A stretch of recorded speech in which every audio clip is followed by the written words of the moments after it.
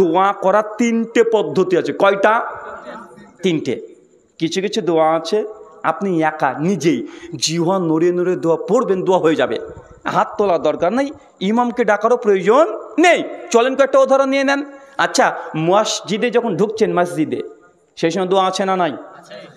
হাত তোলেন, ইমামকে ডাকেন। মসজিদ থেকে বের হওয়ার দোয়া আছে না নাই? হাত তোলেন, ইমামকে ডাকেন। বাথরুম ঘরে ঢোকার সময় দোয়া আছে না নাই? বাথরুম থেকে বের হওয়ার সময়, পোশাক পরার সময় দোয়া আছে না নাই? জুতো পরার দোয়া আছে না নাই? বাড়ি থেকে বের হওয়ার দোয়া আছে না নাই? গাড়িতে ওঠার দোয়া আছে না নাই? বাজারে প্রবেশের দোয়া আছে না নাই? আয়নাতে মুখ দেখার দোয়া আছে না নাই? স্ত্রীর কাছে যখন রাত্রিতে যান ফিজিক্যাল অ্যাটাচমেন্ট করতে, সেই সময় দোয়া আছে না নাই? কে কে দুই হাত তুলে করেন? হ্যাঁ, কেউ নাই?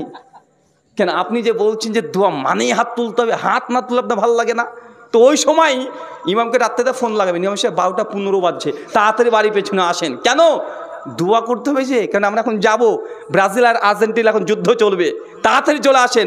বাড়ি পেছন থেকে আপনি দোয়া করবেন, স্বামী স্ত্রী আমিন আমিন বলবো, তারপরে যা হওয়ার হবে। কেন আপনি মনে করছেন যে দোয়া মানেই হাত তোলা? আছে না নাই কথা বলেন? তার মানে এই যে জায়গা, আপনি যখন জুতো পরছেন হাত তোলেন কেউ? কমপক্ষে কয়েক শত দোয়া আছে যে সব জায়গায় কেউ হাত তোলে না। আর কেউ যদি হাত তুলে তাকে বলবে মানুষ না পায়জামা রে। এখন যদি কেউ বাথরুম করে ঢোকার সময় দোয়া করতে শুরু করে হাত তুলে, তাকে কি বলবেন বলেন? কেউ যদি মসজিদে ঢুকছে, মসজিদে ঢোকারও তো দোয়া আছে, এখন দোয়ার আদব কি? হাত তোলা। এখন ওই হাত তুলে দোয়া করতে শুরু করে দিয়েছে, আপনি কি বলবেন? মানুষ না পায়জামা বলবেন? বলে কি রে, কাল হয়ে গেল নাকি? বাথরুম ঘরে ঢোকার সময় দোয়া, আর কি রে ভাই, মানে আপনি নিজে মানতে চাইবেন না। এখন সে যদি বলে হাত তুলেছি, কি এমন খারাপ করলাম, পা তুলেছি নাকি? হাতই তো তুলেছি। ভাই এখন যদি বলে এই যুক্তি চলবে তার? কথা বলেন না। তার মানে বোঝা গেল কিছু কিছু দোয়া আছে চাচা আপনি জীবন নুরে করলেই হয়ে যায়, হাত তোলার দরকার নেই, ইমাম সাহেবকে ডাকারও কোনো প্রয়োজন নেই। দুই, এমন কিছু দোয়া আছে যেখানে আপনি একা নিজেই দুই হাত তুলে যত ইচ্ছা তত দোয়া করতে পারবেন, ঘণ্টাব্যাপী করেন। কোরআন হাদিস দ্বারা 38টা জায়গা সহিহ সনদে পাওয়া যায় যে নবী 38টা জায়গায় একাকী দুই হাত তুলে দোয়া করেছেন। যখন আপনি হজ উমরা করতে যাবেন, সাফা পাহাড়ে উঠবেন, পাহাড়ের দিকে মুখ করে দুই হাত তুলে যতক্ষণ ইচ্ছা আপনি দোয়া করেন। মারোয়া পাহাড়ে যখন উঠবেন, সাই করবেন, ওই সময় দুই হাত তুলে আপনি দোয়া করতে পারবেন, কোনো সমস্যা নেই। এবং 38টা জায়গা আছে। চাচা আপনার এলাকাতে কবরস্থান আছে, ভাই তোমার বাবা মা আত্মীয় স্বজন কেউ মারা গেছে, কবর যখন জিয়ারা করতে যাবেন, মানে কবর জিয়ারত করতে যাবেন, সেই সময় আপনি একা দুই হাত তুলে যত ইচ্ছা তত দোয়া করতে পারবেন, কেউ বাধা দিবে না। এটা সুন্নাত, নবী করেছে। সে মুসলিমের 213 নম্বর পৃষ্ঠায় আল্লাহ নবী হঠাৎই গভীর রাত্রিবেলাতে নিজের বিছানা ত্যাগ করে দিয়ে তিনি কবরস্থানে গিয়ে 3 বার পর পর হাত তুলে দোয়া করলেন। আম্মা যেন আয়েশা রাদিয়াল্লাহু আনহা তিনি ঘরের মধ্যে নবীকে পেলেন না, তিনি ভাবলেন মনে অন্য কোনো স্ত্রী ঘরে গিয়েছে। পিছু পিছু আস্তে আস্তে দেখছে যে আল্লাহর নবী মসজিদ আল বাকিতে গিয়ে কবরস্থানে গিয়ে তিনি হাত তুলে দোয়া করছেন, নিজের চোখ দিয়ে পানি ঝরছে। আম্মা যান দূর থেকে দেখছেন, এই দেখেন নবীজি কবরস্থানে এসে দুই হাত তুলে দোয়া করলো। অতএব এখন সবাই মিলে জানাজা করার পরে আমরা দুই হাত তুলে দোয়া করব, তাই প্রমাণিত হলো। তাই নাকি? এটা কিসের দোয়া? জানাজার পরের দোয়া প্রমাণিত হলো না কবর জিয়ারতের? আল্লাহ নবী কি ওই রাত্রিতে কোনো নতুন কোনো লাশের জানাজা পড়িয়েছিল? না, পুরাতন কবরস্থানে তিনি গিয়েছেন, গিয়ে কবরবাসীদের জন্য দুই হাত তুলে দোয়া করেছে। চাচা আপনি আসতেও পারবেন, কবরস্থানে যান। কেন আপনি যান না? অবশ্যই আপনার বাপ মারা গেছে, মা মারা গেছে, আপনি যাবেন, দায়িত্ব আপনার। দোয়ার অপেক্ষায় তারা বসে আছে, কখন আমার সন্তান, কখন আমার ছেলে, কখন আমার মেয়ে আমার জন্য একটু দোয়া করবে, মাগফিরাতের দোয়া করবে, আল্লাহর কাছে ক্ষমা চাইবে, এর জন্য কবরবাসীরা হাহাকার করে। তবে চাচা এই জন্য হুজুরকে ভাড়া করে নিয়ে যেতে হবে না, হুজুরকে কাদো কাদো কণ্ঠে কি যে বলবে ওই জন্য তাকে ভাড়া করার দরকার নেই। ওই জন্য আপনি যথেষ্ট, আপনি সন্তান, আপনার দোয়াটাই আল্লাহ গ্রহণ করবে। মানে কবর জিয়ারত করতে গিয়ে জামাতবদ্ধ নয়, একা একা দুই হাত তুলে দোয়া করা প্রমাণিত।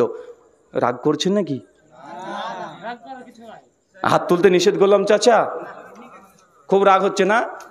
যার সময় গাড়ি দেখছি তুই হুজুর দাঁড়া, তুই গাড়ি নিয়ে যা, তোর গাড়িতে যদি ঢেল না মারি তা আমার নাম তুই পাল্টে দিস। মানে এর আগে আলোচনা করছিলাম, এই যে আলোচনা করতে গিয়ে বলছে খুব বকছিস, দাঁড়া তুই রাস্তাতে যা, তোর গাইতে ঢিল মারবো। সত্যি ঢিল মেরে দিয়েছে। মানে এমন মানুষের সমাজে পাওয়া যায়, আছে না নাই? আপনাকে কষ্ট দেওয়ার জন্য না, আপনি বুঝেন, আপনি হাত তুলে দোয়া করছেন, করেন, আপনি করলে আমার কি যে আসে? আমার বাপের 5 বিঘা জমি 10 বিঘা হয়ে যাবে নাকি? আর আপনি যদি বাদ দেন আমার কি লাভ হবে? আমার 10 বিঘা জমি 20 বিঘা হবে নাকি? কিছুই হবে না। আমার লাভও হবে না, কোনো লোকসানও হবে না। আপনি করছেন, করতে থাকেন, তবে শরীয়ত আপনি জেনে রাখেন, জবাবদিহিতা আমার কাছে নয়, সেই আল্লাহ যিনি এই শরীয়ত দিয়েছে তার কাছে জবাবদিহিতা করতে হবে। কলিল হাক্কু মির রাব্বিকুম ফামান শাআ ফালা ইউমিন, বলো হক সত্য এসেছে আল্লাহর পক্ষ থেকে, যার ইচ্ছা গ্রহণ করবে, যার ইচ্ছা বর্জন করে দিবে। ফাযাক্কির ইন্নামা আনতা মুযাক্কির লাস্তা লাম্বি মুসাইতির। হে নবী, আপনার তো কাজ মানুষের কাছে সত্য কথা প্রচার করে দেওয়া, জোর করার জন্য আপনাকে প্রেরণ করি নাই। সূরা গাশিয়া 88 আয়াত নম্বর 20 এবং 21, আমাদের কাজ সত্য কথাগুলো মানুষের কাছে প্রচার করে দেওয়া। তবে কি হুজুর সবাই মিলে 2 হাত তুলে দোয়া নেই? চাচা এটাও আছে, 3টে জায়গাতে কোরআন সুন্নাহ থেকে পাওয়া যায়। তবে 1 এলাকাতে বৃষ্টি হচ্ছে না, একদম প্রচুর রোদ, উত্তপ্ত রোদ, মাঠের জমি ফালা ফালা হয়ে ফেটে গেছে, ছাগল গরু এরা তৃষ্ণার্ত অবস্থায় ছুটে বেড়াচ্ছে, গাছের পাতা শুকিয়ে যাচ্ছে, পুড়ে পুড়ে যাচ্ছে। এখন যা টেম্পারেচার দেখছেন না, এই সলাতের জন্য ইস্তিসকা সলাত আল্লাহ নবী স্বয়ং তিনি পড়েছেন। সহিহ বুখারী 1009, 10, 11, 12 পরপর 4টে হাদিস আছে। আল্লাহ নবীও পড়েছেন, আব্দুল ইবনে আব্বাস পরবর্তী সময় তিনি পড়িয়েছেন সাহাবীদেরকে নিয়ে। সেই সময়তে 2 রাকাত নামাজ পড়ার পরে 2 হাত তুলে তারা সলাতে দোয়া করেছে।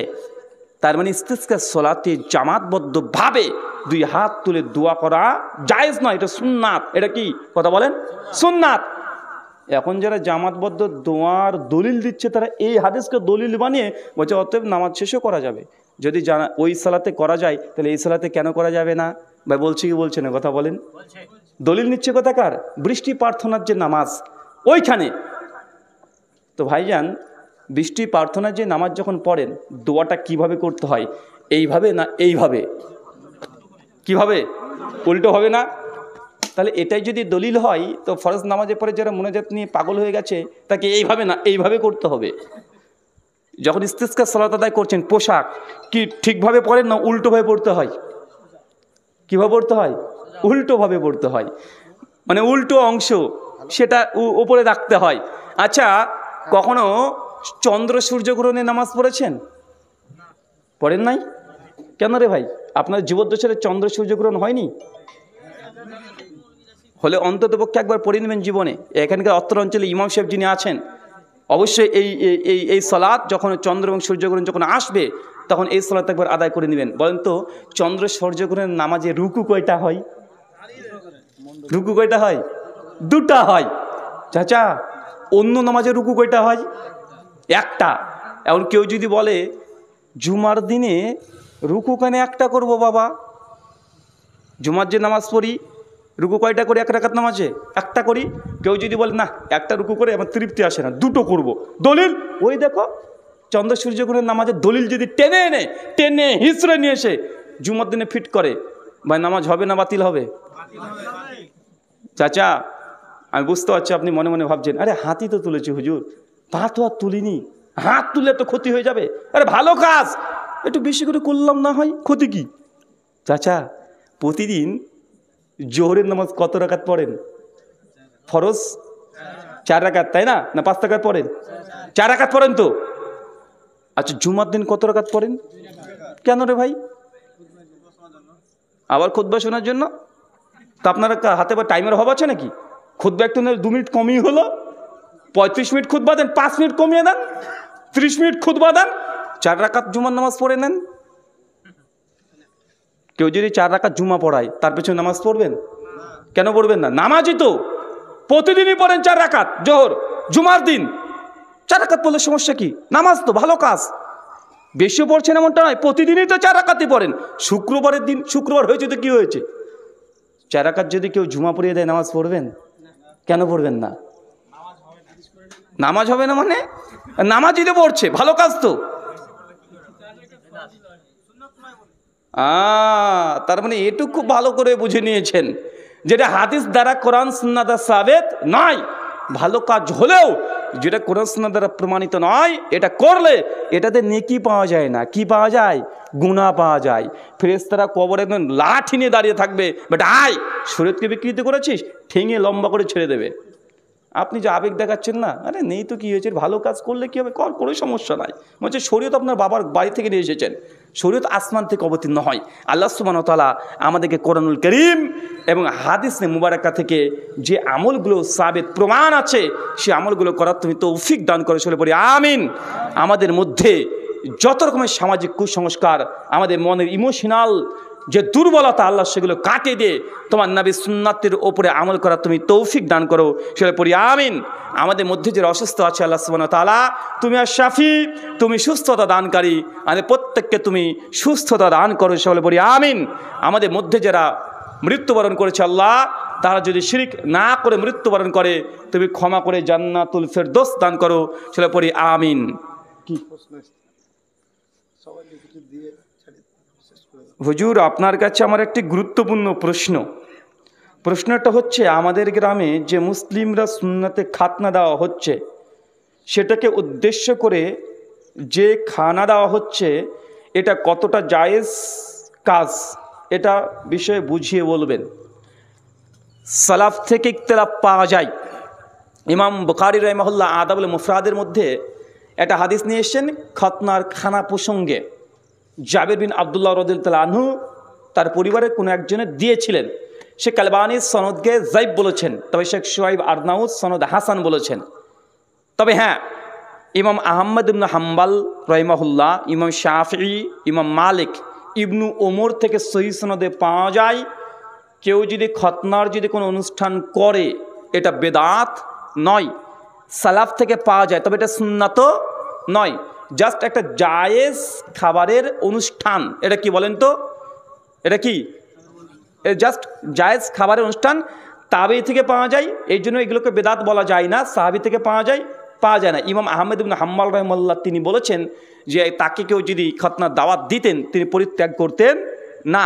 তাই জমহুর সালাফদের মত, কেউ যদি করে খতনার অনুষ্ঠান, যদি সে পরেজগার মুত্তাকি ব্যক্তি হয়, কোনো হারাম কোনো জিনিস যদি অনুষ্ঠানে না হয়, সেখানে গিয়ে আপনি সে অনুষ্ঠানে অংশগ্রহণ করতে পারেন।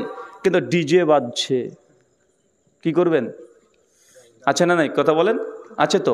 এমন যদি হয়, ওই অনুষ্ঠানকে বর্জন করবেন। আল্লাহ সুবহানাহু ওয়া তাআলা তুমি রাজ্জাক, তুমি রিজিক দাতা, আমাদের প্রত্যেককে হালাল উপার্জন দিয়ে পূর্ণ করে দাও, চলে পড়ি আমিন।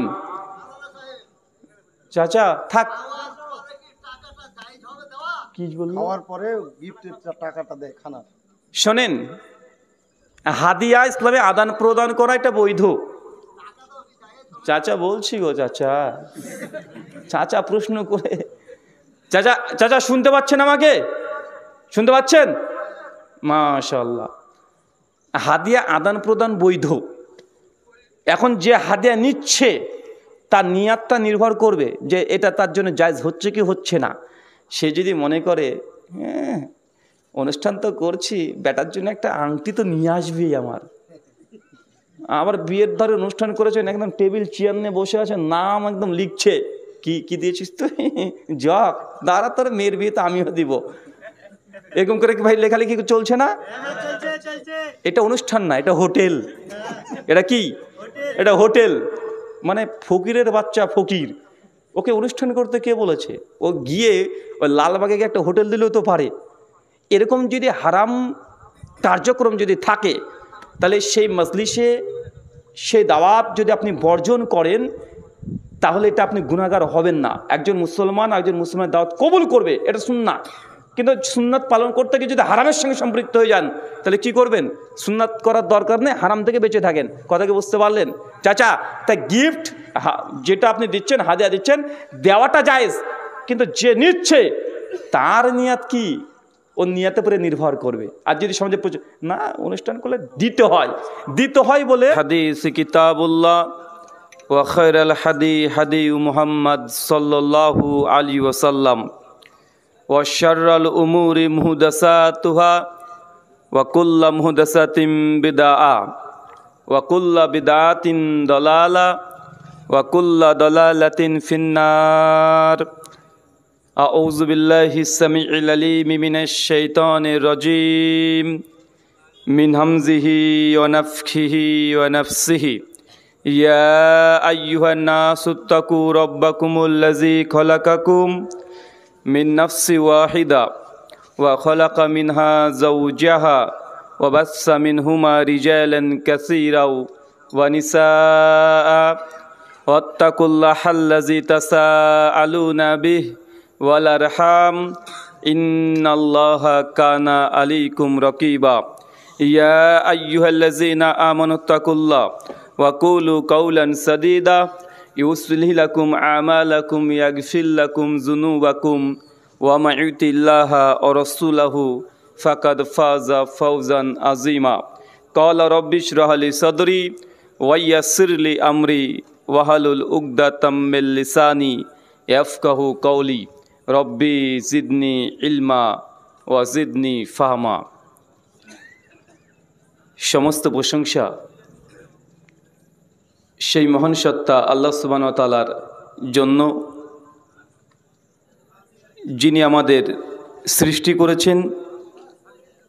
শুধুই সৃষ্টি করেননি, এই পৃথিবীতে সহস্র কোটি মাখলুকাত সৃষ্টি করার পরেও যিনি আমাদের এই মানব জাতিকে সর্বশ্রেষ্ঠ জাতি, সর্বশ্রেষ্ঠ মাখলুকাত এবং সর্বশ্রেষ্ঠ নবী মুহাম্মাদে আরবি সাল্লাল্লাহু আলাইহি ওয়াসাল্লামের উম্মত হিসেবে প্রেরণ করেছেন, সেই মহান সত্তা আল্লাহ সুবহানাহু ওয়া তাআলার সংক্ষিপ্ত শুকরাই সুজুদ আদায় করি। তার নিজেরই শেখানো ভাষা দিয়ে সকলে এক বাক্যে পড়ি আলহামদুলিল্লাহ।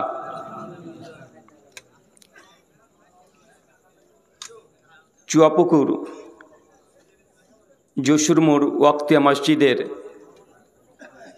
উন্নতি কল্পে এবং পরিচালনায় আজ 14 জুন 2025 শনিবার আপনারা যে আলোচনা সভার আয়োজন করেছিলেন এবং এই আলোচনা সভাটিকে সফল করার জন্য যারা সার্বিক দিক দিয়ে সাহায্য এবং সহযোগিতা করেছেন, তাদের প্রত্যেকের নাম স্বতন্ত্রভাবে নিয়ে শুকরিয়া আদায় করা সম্ভব নয়। তারপরেও যারা অর্থ, শ্রম, অক্লান্ত পরিশ্রম, দোয়া এবং পরামর্শ দিয়ে সাহায্য এবং সহযোগিতা করেছেন, আল্লাহ সুবহানাহু ওয়া তাআলা তুমি তাদের প্রত্যেকে নেক নিয়াত এবং নেক আমলগুলোকে কবুল করে নাও। সকলে পড়ি আমিন। মহান সত্তা আল্লাহ সুবহানাহু ওয়া তাআলার কাছে দোয়া, এই প্রার্থনা, আল্লাহ সুবহানাহু ওয়া তাআলা আমরা মানুষ, আমরা কম বেশি ছোট বড় ভুল ত্রুটি বিচ্যুতি গুনাহ পাপ অন্যায় করে থাকি। আজকের এই আলোচনা সভার ওসিলায় আমাদের পেছনের ছোট ছোট গুনাহগুলোকে তুমি ক্ষমা করে দাও। সকলে পড়ি আমিন। সম্মানিত সুধী, বাদ মাগরিব থেকেই বিভিন্ন আলোচক তারা পবিত্র কোরআনুল কারীম এবং হাদিসে মুবারাকা থেকে অনেক গুরুত্বপূর্ণ আলোচনা আপনাদের সামনে পেশ করেছেন। আজকের এই আলোচনা সভার অন্তিম লগ্নে আপনাদের সামনে উপস্থিত হয়েছি একটি নির্দিষ্ট বিষয়ের উপরে কথা বলার উদ্দেশ্যে। আগে থেকেই লিফলেট, হ্যান্ডবিলে প্রচার দেখেছেন। আজকে যে গুরুত্বপূর্ণ আলোচ্য বিষয় দেওয়া হয়েছে, আলোচ্য বিষয় চলন্ত ধর্ম বনাম চূড়ান্ত ধর্ম। বলেন তো আলোচ্য বিষয় কি? চলন্ত ধর্ম বনাম চূড়ান্ত ধর্ম। আলোচ্য বিষয়টি স্বাভাবিক আলোচ্য বিষয়ের চাইতে একটু ভিন্নতর। এক হচ্ছে চলন্ত ধর্ম, একটা হচ্ছে চূড়ান্ত ধর্ম। আসলে আমরা কোনটাকে চলন্ত ধর্ম বলছি, কোনটাকে চূড়ান্ত ধর্ম বলছি? চলন্ত ধর্ম আমরা ওটাকে বলছি যে ধর্মের নামে মানুষ যেসব কর্মগুলো করছে, বা ধর্মের নামে, আধ্যাত্মিকতার নামে যে বিশ্বাসী হচ্ছে মানুষ, যার কথা কোরআনুল কারীম বা হাদিসে নেই, কিন্তু মানুষ এগুলোকে ধর্ম মনে করে এবং ধর্ম মনে করছে, নেকির কাজ মনে করছে, করেই যারা বিশ্বাস করেই এই ধর্মটাকে পালন করছে, এটাকে বলছি চলন্ত ধর্ম। তবে চূড়ান্ত ধর্ম কোনটি?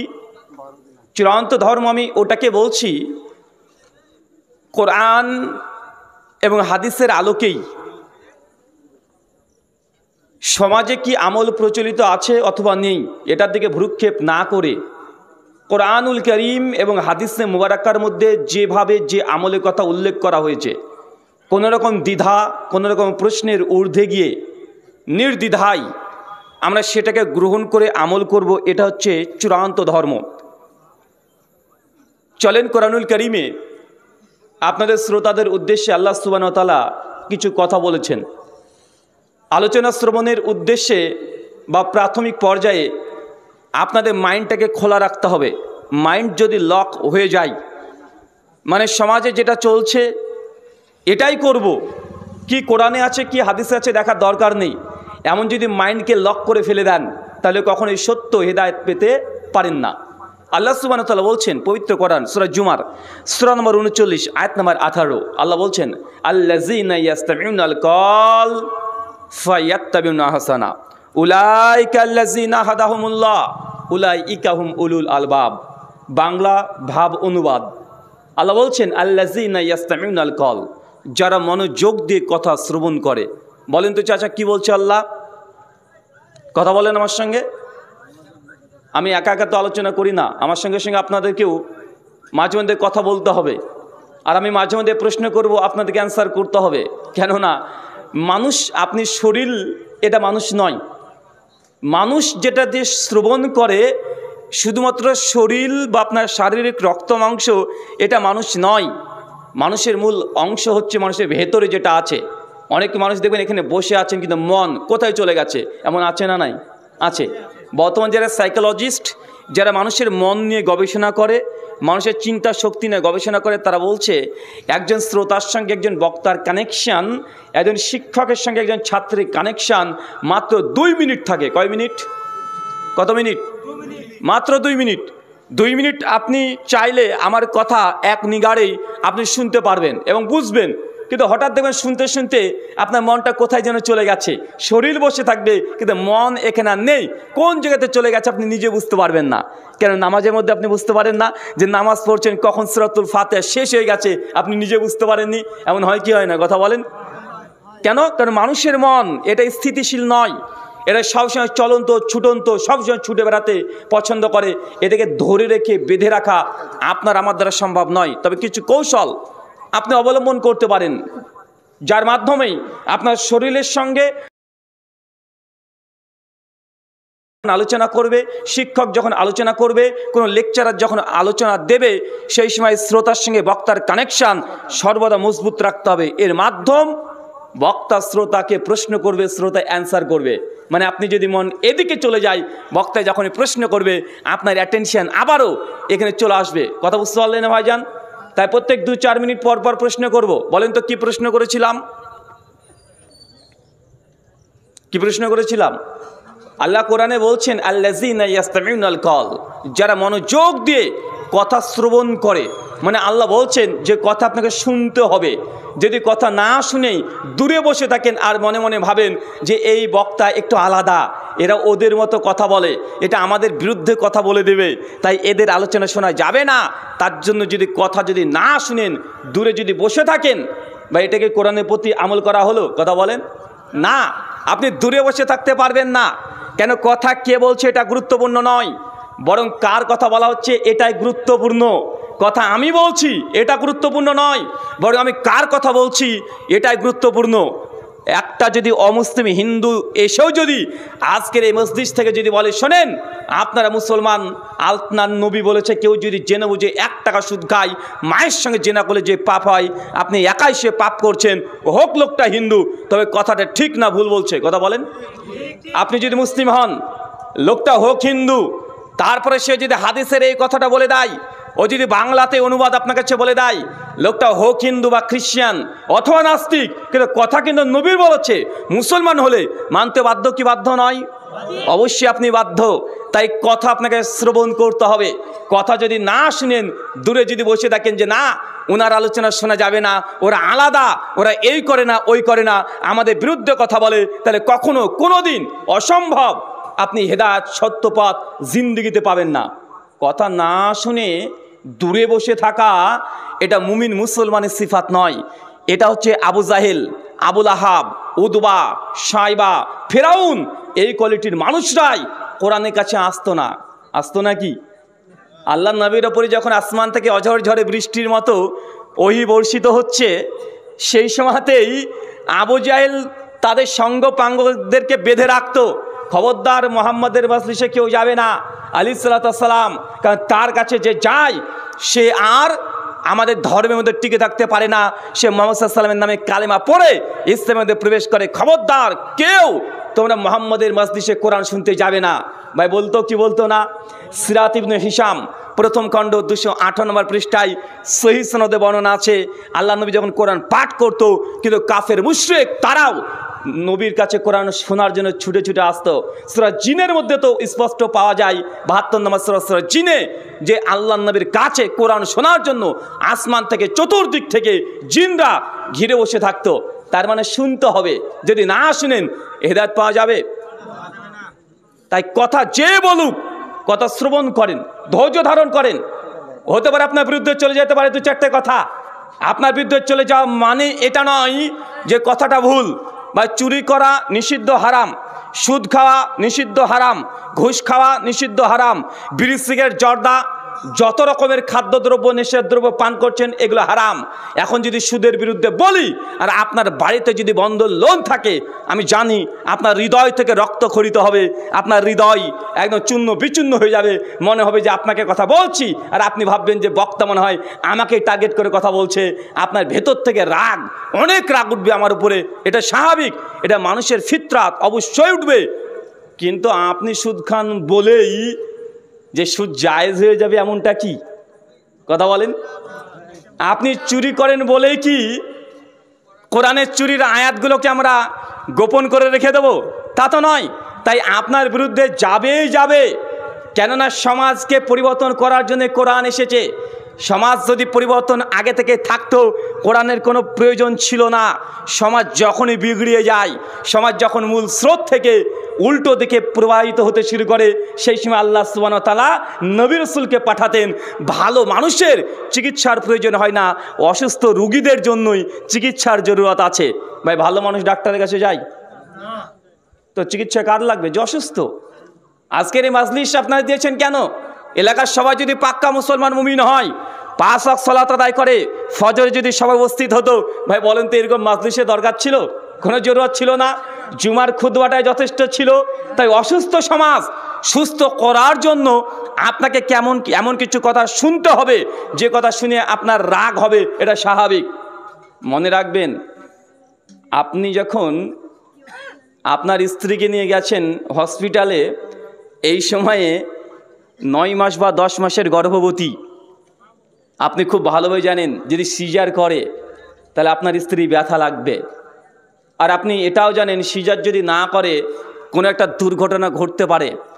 ডাক্তারি চিকিৎসা কখনো কোনো সময় এটা আরামদায়ক নয়। আরামদায়ক ওষুধ খেতে কার ভালো লাগে? কিন্তু ওষুধ যতই তিতা হোক না কেন, খেলে তো আপনি ভালো হবেন। আমি জানি আপনার ক্যান্সার হয়েছে, এখন ক্যান্সার হয়েছে, ডাক্তারবাবু বলবে আপনাকে হাতটাকে কেটে দিতে হবে। যদি এই অংশটুকু না কাটেন কয়েক মাসের মধ্যে গোটা শরীরে ক্যান্সার হয়ে যাবে। এখন আপনি কি করবেন? আপনার ছেলের ক্যান্সার হয়েছে, এখন ময়া দেখিয়ে, দরদ দেখিয়ে, আবেগ দেখিয়ে, না না না না না আমার ছেলের হাত কাটতে দেবো না। বেটা, এটা আবেগ নয়, এই আবেগে আপনার ছেলে সারা শরীর ক্যান্সার হবে কি হবে না? হবে। জি, যখন আপনি এই অপারেশন করা হবে তখন পেশেন্ট দেখবে চিৎকার মারবে, কান্না করবে। ও যতই চিৎকার মারুক, কান্না করুক, ওটা তার ভালোর জন্যই ডাক্তার করছে কি করছে না? তাই আমরা যখন এই আলোচনাগুলো করি, আমি জানি আপনাদের অনেকের কষ্ট পাবেন, আমার কথাতে ব্যথা অনুভব করবেন, মনে হবে যে আপনাকে বলছি। কিন্তু তারপরেও ধৈর্য ধারণ করে যে শ্রবণ করে আমাদের কথাগুলো কোরআন সুন্নাহর আলোকে যদি যাচাই করার মতো যদি আপনি চেষ্টা করেন, ইনশাআল্লাহ আপনি হেদায়েত পাবেনই পাবেন। আপনাকে কষ্ট দেওয়ার জন্য আসি নাই। আল্লাহ সুবহানাহু ওয়া তাআলা বলছেন, আল্লাযীনা ইয়াসতামিউনাল কওল, যারা মনোযোগ দিয়ে কথা শ্রবণ করে, ফায়াত্তাবিউনা আহসানা, শুধু শুনবেই না, যে যা বলবে তাই শুনে নেবে, আল্লাহ এটা বলছে না। শোনার পরে ফায়াত্তাবিউনা আহসানা, আনুগত্য করবে, অনুসরণ করবে, গ্রহণ করে নিবে সবচেয়ে উত্তম উত্তম কথাগুলোকে। আজকে আমার কাছ থেকে অনেক কথা শুনবেন, শায়েখ আলোচনা করেছে, আমার পূর্বে আলোচক আলোচনা করেছে, বক্তার প্রত্যেক কথা মানতে হবে এমনটা নয়। আল্লাহ এখানে শর্ত বেঁধে দিয়েছে। কি শর্ত? আহাসানা, বক্তার কাছ থেকে উত্তম দামি দামি কথাগুলোকেই শুধুমাত্র গ্রহণ করবে, বাকি কথাগুলোকে গ্রহণ করার দরকার নেই। মানে আমার সব কথা মানা যাবে না। কোন কথা মানতে হবে? উত্তম কথা। এখন উত্তম কথা কোনটা? আমি একটা সুর দিয়ে গজল বলবো, আপনাকে ভালো লাগবে, একদম খুব মজা করে বলবো, এটা আপনার কাছে উত্তম মনে হলে এটা উত্তম নয়। আমি যদি কবিতা বলি আপনার কাছে ভালো লাগতে পারে, তবে এটা উত্তম কথা নয়। উত্তম কথা কোনটা? এটা আল্লাহ নবী হাদিসে বলে গেছেন। সহিহ মুসলিম হাদিস নম্বর 850, আল্লাহ নবী বলছেন, ফাইন্না খয়রাল হাদিস কিতাবুল্লাহ, সব চাইতে দুনিয়াতে উত্তম যদি কোনো কথা হয়ে থাকে, কিতাব আল্লাহ, আল্লাহর কিতাব। আল্লাহর কিতাবে যা আছে সবগুলো উত্তম, সবগুলো ভালো। যদি আপনার বিরুদ্ধে চলে যায়, তারপরে কোরআনের কথা, এটা উত্তম কথা। কথা বুঝতে পারছেন? উত্তম কথা কোনটা? বক্তার কথা না কোরআনের কথা? কোরআনের কথা। এটা আপনার বিরুদ্ধে গেলে উত্তম, আপনার পক্ষে থাকলে উত্তম। আপনি যে দিক থেকে মনে করেন না কেন, কোরআনের কথা এটা উত্তম কথা।